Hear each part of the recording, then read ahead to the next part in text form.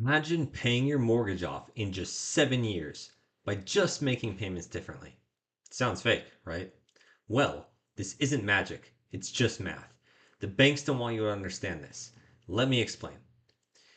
I outline this, I have an ebook I titled Leverage Mastery, and I break down a section called Velocity Banking, which is what I'm about to describe to you. So, first of all, to do this, you do need assets. So, I have a stock portfolio here, and you need the ability to either use margin or you need a home with enough equity to be able to use what's called a HELOC, which is a home equity line of credit.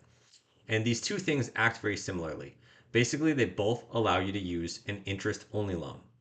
Now, the difference between a principal and interest loan and a interest only loan are there's several of them, but essentially a principal and interest loan is amortized differently, meaning that it's front loaded with interest. So when you get this initial balance, they put most of the interest up front, and then as you pay off more and more of the loan, then you start to pay less and less interest. Your monthly payment never changes. However, with an interest only loan, you have a balance, which could be the same exact balance, and then you have an interest only payment. So, since you aren't paying principal and interest, your payment is much smaller. It typically comes with a variable interest rate, meaning that it can change, it can go up and it can go down, which can either benefit you or it can hurt you. You don't know which of the two will happen. Though right now it seems that interest rates are coming down, and they have been for a while. And so, since you have this smaller monthly payment, you have the ability to use more of that money in free cash flow. You can use that to pay down the debt faster. So, before we dive in, this is not financial advice, not legal advice. It's just for educational purposes. I'm not a financial advisor, and just do your own research. But I'm about to show you what I know about velocity banking. So, you can pay off loans much, much faster with this. There you have this big balance. This is going to be actual numbers. This is my mortgage, how much the total principal was when I first took it out, the actual interest rate of 7%, the actual payment. This includes PMI, but it does not include my taxes, insurance, anything like that. So PMI, the payment's like 97 a month. So really this could be like 2,400 and some change. But since I did 5% down, it does come with that small PMI payment. Now, to give you an idea of how to use velocity banking, again, I have a full section in my ebook, Leverage Mastery, and then I break it down just very, very much detail. And it's only a couple, I mean, it might be a couple pages out of this 23-page ebook. And then I also break it down in my ebook, Money Isn't Real. So what you need to do is you have your big balance and you take a line of credit and you can use whatever number you want. But here, my example is $50,000. You could take $50,000, you could apply all of it directly towards this. So what that would look like is it would be this minus $50,000. And the benefit of that is you just knocked off many years of your interest. You just knocked many years off your loan. Keep in mind, you still owe your monthly payment. So even though you just paid $50,000, it didn't get rid of any monthly payments. You need to continue to make your monthly payment or you'll accrue late fees. So what you do though is you take that, you make now the minimum payment on your mortgage, and then you start to pay down this line of credit. I amortized it out for you before making this video. I actually had to make this video twice because the first time I was fiddling around and taking too long to get to the point. So your monthly payment, the benefit too here is that, like I mentioned before, this payment never goes down with principal and interest. As you pay this loan down, you free up more cash flow and you lower your monthly payment, which gives you more cash flow, which you can do whatever you want with. You can go on vacation, you can pay groceries, you can invest, or you can pay down the debt faster. In this video, we are assuming that you're paying the debt faster. So then you pay that 50,000 down as low as you want it to go, and then it's a revolving line of credit. So here's what that means is if you pay down 25 of this, you have the ability to borrow 25,000 back. So if you need it later for a different purpose, you can borrow it back. That being said, it comes with a caveat. A margin loan is going to be different than a HELOC in the fact that with a margin loan, you could lose everything if your margin health goes to zero. Also, if stocks start to go down too much too fast and you have a margin loan, it's possible that you will lose the ability to borrow back some of that extra money. What I mean by that is, let's say my stocks were to go down like 30 some percent, 40 some percent.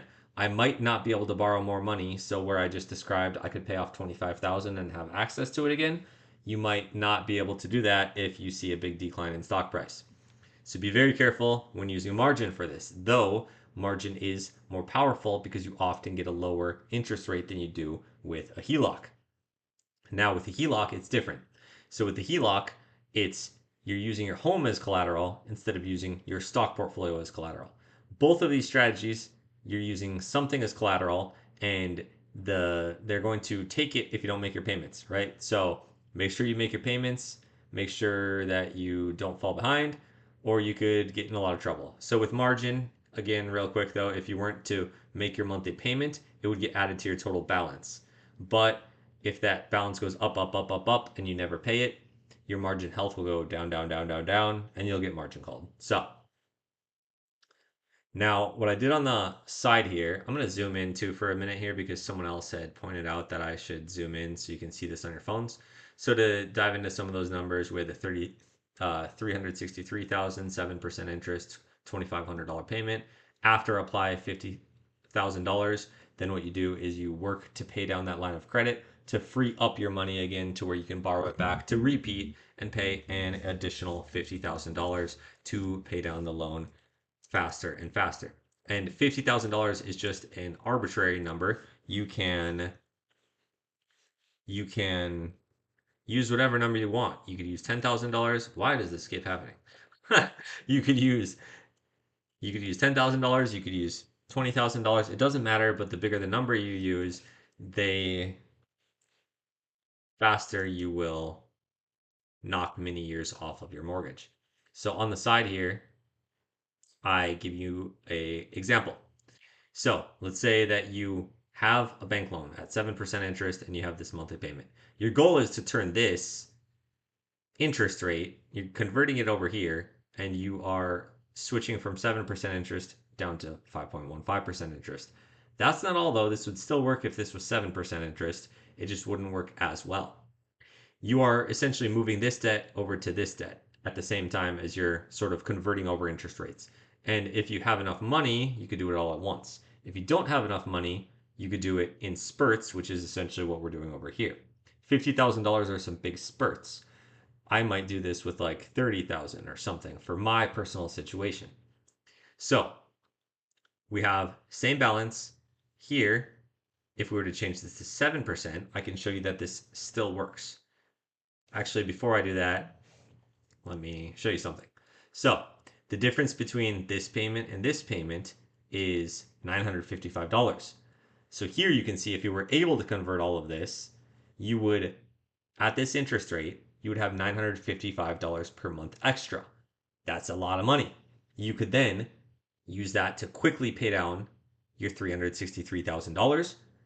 Every month, your payment would go down, whereas with a principal and interest loan, your payment does not go down. You just pay that loan down faster and faster by paying the principal, right? So let's change this to 7% to show you that it still works. At 7% interest, you can see I have my balance times 7% interest divided by 12 months. Your monthly payment would be $2,117, and there's still a spread of $400. That $400 is still extra cash flow that can be used, even though this is now a 7% interest rate. So even at the same interest rate, you have extra cash flow in your pocket. And you can move that cash flow towards paying down the principal faster and faster. If you don't choose to pay down the balance never moves. So do keep that in mind. And it kind of defeats the purpose if you don't pay down the debt, but you could also use that money to invest, which might be more powerful depending on your situation, your age, things like that. If you're in your 20s, 30s, personally, I am going to be stacking assets. If I'm in my 50s, 60s, maybe I want to remove my house payment, right? So personally, what I'm going to do is I'm going to stack assets to where I have millions, millions, many millions, and then I'm going to choose to maybe get rid of my mortgage and all of these. In the meantime, I'm making the minimum payments. So let me show you another thing here. So I have a truck I just bought for $35,000. I probably described this in another video here. Let me zoom out just a tad so you can see everything here. Did that go out or in? There we go. Okay, so I just bought a truck for $35,000. I did not go to the bank to do it. I did not have an emergency fund. I didn't have any cash saved. What I did was I logged into my margin in my M1 Finance. I went here and I grabbed $35,000. I got the money from the bank in 1 to 2 business days, and then I just moved it on over, and I got a cashier's check, and I went to the dealership and I paid off my truck in cash in full with a payment of $150.21 per month. If I were to do this principal and interest, my payment would have been more like 6.5%.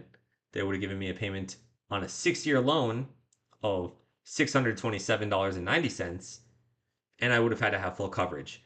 Monthly, this would take $802.90 out of my pocket.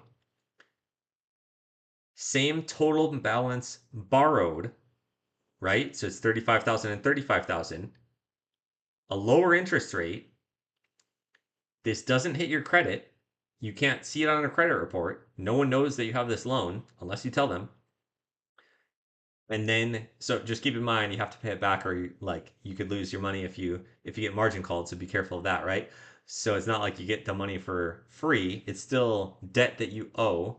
You don't have to pay it back. You could carry the balance forever, but you have to watch your margin health forever. So just a little side note there. Your monthly payment itself is, I wonder if I can see the difference here between these. There's a difference of, ah man, it doesn't tell me or what? Okay. There's a difference of, what is that, like a $450 or something? There's a big difference just in monthly payment. But then, since I paid off my truck in full, I only am required to have liability insurance, which is 54 for me instead of 175, which is another $120 per month in my pocket. So here I have a spread of $600. I have $600 extra cash flow every month, so I can pay off that truck way faster. I mean, I could do, let me go like this. Will that work? It would take me 58 months, so like 5 years or something. That's only if I use the extra cash flow. I could also use extra money coming in to pay it off faster. So that is the power of velocity banking. I actually, in my leverage mastery book, I go over an example with a truck, not with a mortgage. And I do go in a lot of detail. I go over margin loans, I go over all sorts of different loans and the power of leverage. So if you got value from this, make sure that you like, comment, and subscribe. I'm trying to educate people that there's more than just the Dave Ramsey way. You can get out of debt faster. You can build wealth faster if you know some of these secrets that everyone else is gatekeeping. I am not gatekeeping. I'm here to share what I've learned. This has taken me 8 years to learn, and I put a master class together for you guys for like a couple dollars. And it's like everything that I've learned put into an ebook for like just a couple bucks. It's absolutely crazy. Don't buy it if you don't want. I have plenty of money. I don't need a couple dollars, but it's a good way for you to speed run your wealth building. I have 134% gains since 2022 and a $231,000 profit from my stock portfolio. I own some rentals and I'm moving that money over to stocks, even though I come from the real estate niche, because I feel that stocks are so much more powerful. You do have to be careful. I have a lot of other videos that are focused on stocks, and stocks are my preference. My stocks never have a leaky ceiling where the bathroom has a leak and then it's like I have to repair the drywall and repair a plumbing leak. I never have I never have like vacancies with my stocks. I told the story of where a tenant had dogs and they pooped and peed all over in my house and ruined all the carpet, and I had to replace all the flooring, and the house had water in the basement, so I had to repair a bowling wall. I just like messed up my screen big time there. So I, yeah, it's just real estate. and stocks. They're two different beasts. Real estate is great also, but my preference is stocks.